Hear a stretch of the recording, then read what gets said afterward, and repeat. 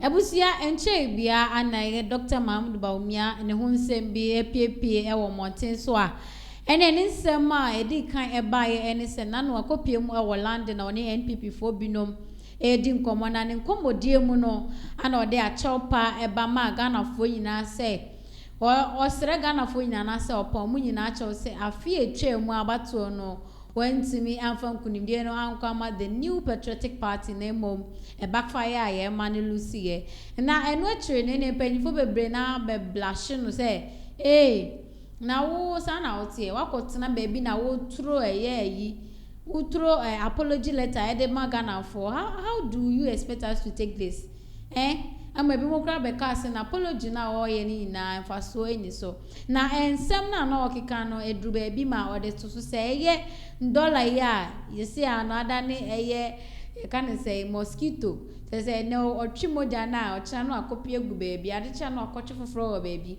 esi dollar ni yenhu ba bi ogina se wo konanim se wo konachi o yenhu ba bi akosi na okasa fa ho no ka say during the time of the campaign NDC for enya ho ti asese ye to abane de mo be make sure say dollar no ombe chie gina ho ene one touch omuchi gina ho ana say ba for ma say de be Ghana ye so ebenye sika kakra e de ahye business mu na ono up to now NDC for etwa 5 months in power no hu hwe on de ogu ni say entro ana NDC for e de ba bontin say omo de omo ba ACD omaba dollars yo mo behwe ama so atimi aba from say the be city no so ebe kosoro e de amaye ebuso yenkotie nanum asem kakra enfamra sisia.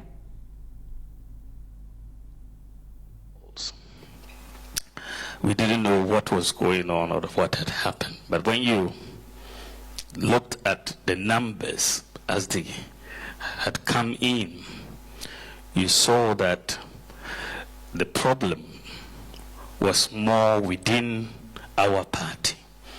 It wasn't a general problem outside the party. The problem was within MPP. Because when you looked at the numbers, John Mahama's votes, the NDC votes, were pretty much the same as they were in 2020. The votes that Mahama got were just about 100,000 more than what he had in 2020, even though we had registered almost 2 million people more on the register. So he got pretty much the same votes. The problem was on the MPP side because our votes declined by 2.1 million relative to 2020. So that is where the problem was. 2.1 million of people who voted for us. 2.1 million people who voted for us in 2020 did not turn up to vote in 2024. And so if you look at the results, John Mahama won this election by 1.7 million votes. So the simple math is that if these 2.1 million people had come out to vote for us like they did in 2020, we would have won the election hands down. So the issue was the apathy in terms of MPP supporters. So that's why I said that this vote wasn't won by the NDC. It was lost by the MPP. They didn't win the vote. We gave this election away, so to speak. We lost it by not turning up to vote. And what happened was very pervasive across almost every constituency in Ghana. People were saying they're not coming out to vote. You know, our parliamentary candidates, polling station executives were trying to get people out to the polling stations, but they kept getting this message that yento, we are not voting, we are not voting. And that it was so similar. You know, this behavior was so similar across from Axim to Zebila, the whole gamut, that behavior was something that we had never seen before in an election. And it is almost as though they had a meeting before and decided that on the day we are not coming out. Unfortunately, we didn't get wind of this meeting. Otherwise, we would have gone and begged them to come out and vote. But on the day, they behaved in a very similar fashion across and didn't come out to vote. The 2.1 million people who did not come out to vote are concentrated in 6 regions. And these are generally our strongholds. 6 regions account for 84% of the 6.1 million people who did not vote. Greater Accra region, you had 571,000 people who did not vote. Ashanti region, you had 429,000 who did not vote. Eastern region, you had 258,000 who did not vote. Central region, you had 231,000 who did not vote. You had Western region, 164,000 who did not vote. Bono region, about 100,000. These 6 regions alone account for 84%.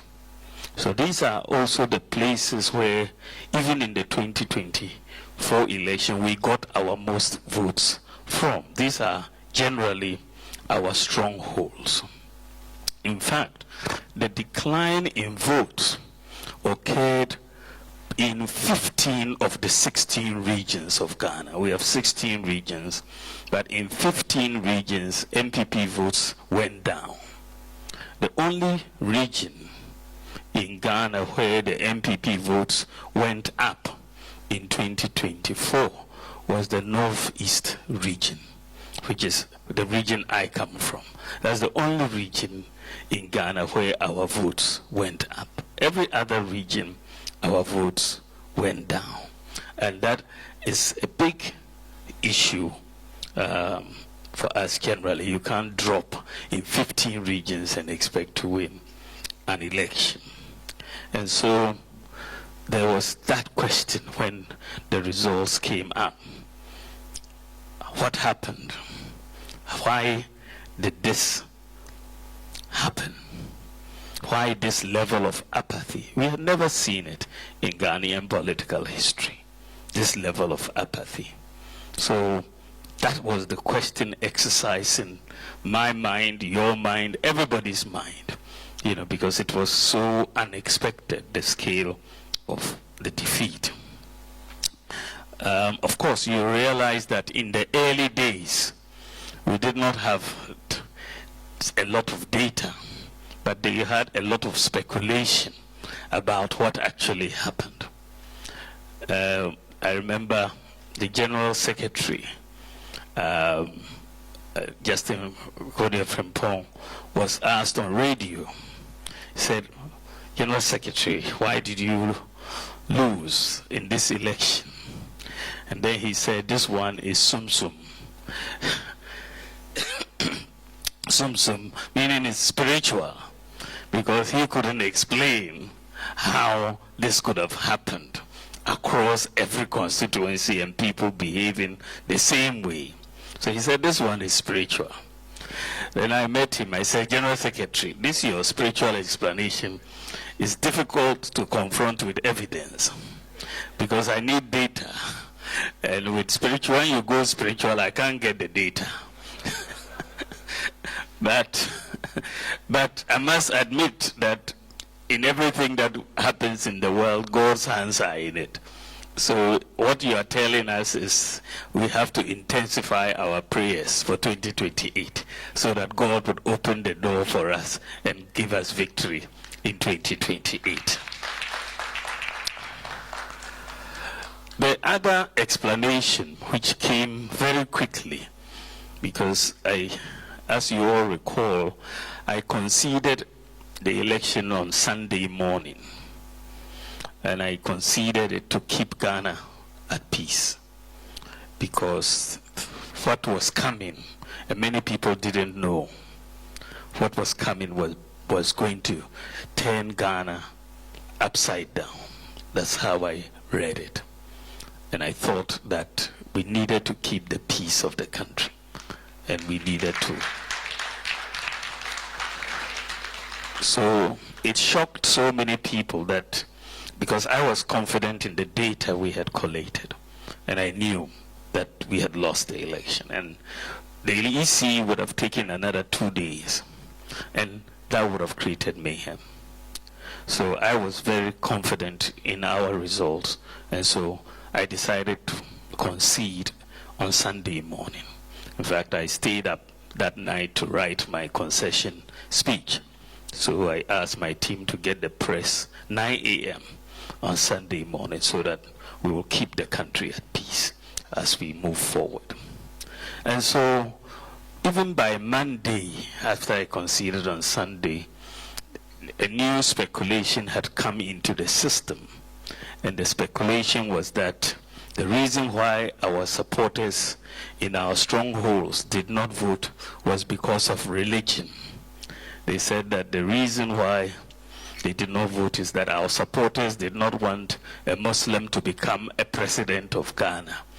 I couldn't really understand that, but it was put in the system. And you know, these sorts of explanations get a lot of play. And I said, well, I don't get it, because the MPP, as a party, elected me to be leader. We were 10 of us. I was the only Muslim candidate, but the MPP gave me 61% to lead the party. So it cannot be that the MPP suddenly decides that they don't want someone to be. But I said, look, this is one of the concern explanations. You know, it's full of mischief. And the MPP is not a party that discriminates on the basis of religion. Otherwise, they wouldn't vote for me in the first place. So I said, let me confront this with data. Let us, I'm a researcher, let us look at the data and see if we can debunk or confirm this. So I took the data for the 2024 election. You'll see that in this election, we have 276 constituencies, but the MPP presented 236 parliamentary candidates who were Christian and 40 who were Muslim. Now, if you look at the votes in our strongholds, for example, if the factor of voting was religion, then you would have seen that in every constituency where we had a Christian parliamentary candidate, they should get more votes than me. Isn't it? That's the hypothesis, that they should get more votes if people were voting according to the religion. That was the hypothesis. But when I looked at the data, it was in fact not true. It was in fact the opposite. That many constituencies in many regions, I was rather getting more votes than our parliamentary candidates who were Christian. So it couldn't have been that people were voting on the basis of religion. In fact, when you look at Ashanti region, which is